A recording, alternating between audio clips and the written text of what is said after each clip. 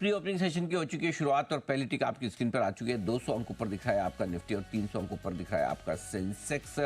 मजबूत शुरुआत के संकेत हैं, देखते किस तरह से आगे बढ़ते हैं। आगे वैसे नेहा एक चीज बता दूं, डाउ फ्यूचर्स में मजबूत होते दिख रहे हैं, 65 पॉइंट ऊपर है।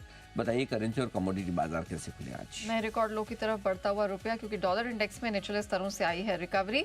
आज $1 खुला है 11 पैसे मजबूत, यानी कि रुपया 11 पैसे कमजोर खुला है। $1 की कीमत 85 रुपए 82 पैसे दर्ज हुई है। 85.83 ये हमारा रिकॉर्ड लो है, तो उसके पास खुलता दिख रहा है। कच्चे तेल को लगातार सपोर्ट है अंतर्राष्ट्रीय बाजार की तेजी का, $77 के ऊपर है। हमारे मार्केट्स में 20-21 रुपए ऊपर खुलता हुआ दिखाई दिया है। इंटरेस्टिंगली बहुत ज्यादा स्ट्रेंथ नहीं है।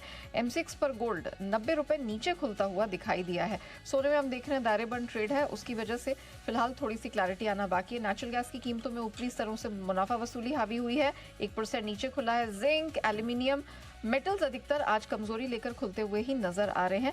चांदी बिल्कुल सपाट ओपनिंग करती हुई दिखाई दे रही है। तो फिलहाल एकमात्र कच्चा तेल है और एल्यूमिनियम जो हम कह सकते हैं पॉजिटिव टेरिटरी में खुलते नजर आए हैं। आइए इसी के साथ वक्त हुआ है अनिल सर के स्टॉक ऑफ द डे का।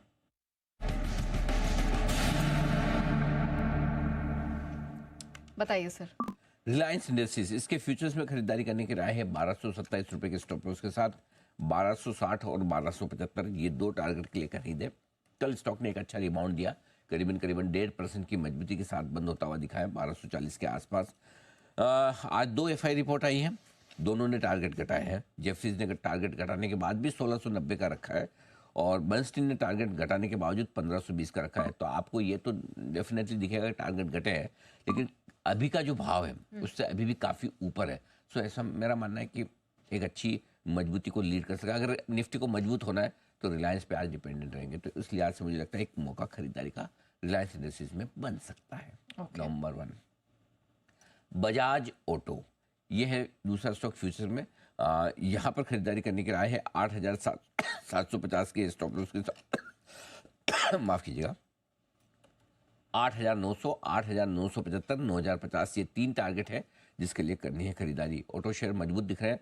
मारुति महिंद्रा में तो खबरें हैं, लेकिन हमें लगता है कि टू व्हीलर सेगमेंट में बजाज भी अच्छा कर सकता है। यहाँ पर खरीदारी करने का एक अच्छा मौका बन सकता है। ऑलराइट सर, इसके अलावा 2 कैश के स्टॉक्स हैं जो मैंने बताए। एक सिग्नेचर ग्लोबल, जहां पर खरीदारी करने की राय है और 1335 के स्टॉप लॉस के साथ ये खरीद सकते हैं। 1370, 1385 और 1400 के टारगेट के लिए बहुत ही मजबूत क्वार्टरली अपडेट आया है। प्री सेल्स 120% बढ़कर। आशियाना हाउसिंग 359, 359 के स्टॉप लॉस से खरीदें।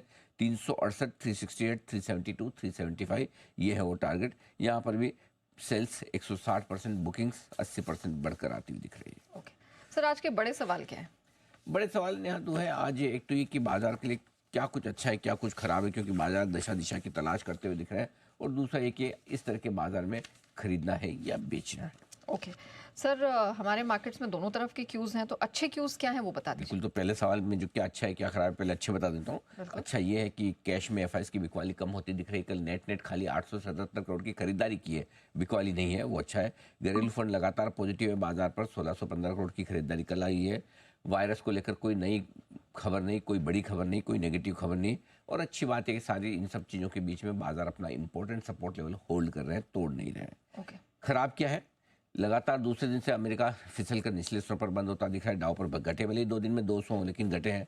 एफआईएस ने बिकवाली कम जरूर की है, इसमें कोई डाउट नहीं, लेकिन खरीदना शुरू करना अभी बाकी है। ऊपरी लेवल पर टिकने में थोड़ी बाजार को मुश्किल आ रही है। बढ़ते जरूर हैं, फिर अटक जाते हैं, रुक जाते हैं। और अब तक के तिमाही अपडेट्स न बहुत खराब है तो बहुत अच्छे तोड़फोड़ भी नहीं है। रिटेल कंपनियों को छोड़कर कहीं बहुत मजा आते नहीं दिख रहा। ओके सर, एफआईएस की बिकवाली छोटी है तो मतलब खरीदारी लौटेगी? लौटनी चाहिए, क्योंकि बिकवाली का आंकड़ा लगातार कम होता हुआ दिख रहा है। स्टॉक इंडेक्स फ्यूचर्स में थोड़ी थोड़ी खरीदारी के संकेत आ रहे हैं।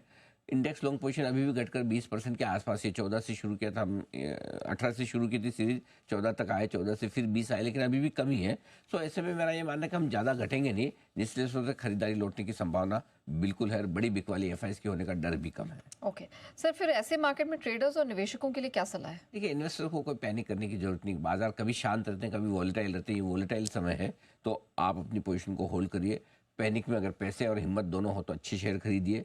ट्रेडर्स के लिए इतना उतार चढ़ाव झेलना मुश्किल काम है, सो बेहतर है आप अपनी पोजीशन कम रखें, हल्के रहें, इंट्राडे में कम करें, ओवरनाइट बिल्कुल न रखें। जितनी छोटी पोजीशन रखेंगे उतना बढ़िया। अगर ट्रेड कर ही रहे हैं तो बिना स्टॉप लॉस के बिल्कुल भी ना करें, ये ध्यान में रखने की बात है। और आज की स्ट्रैटेजी क्या होगी सर? मैं तो सोच रहा था बड़ा गैप मिलेगा, लेकिन मिल नहीं रहा। जितना ज़्यादा गैप मिलता तो उतना बेहतर होता।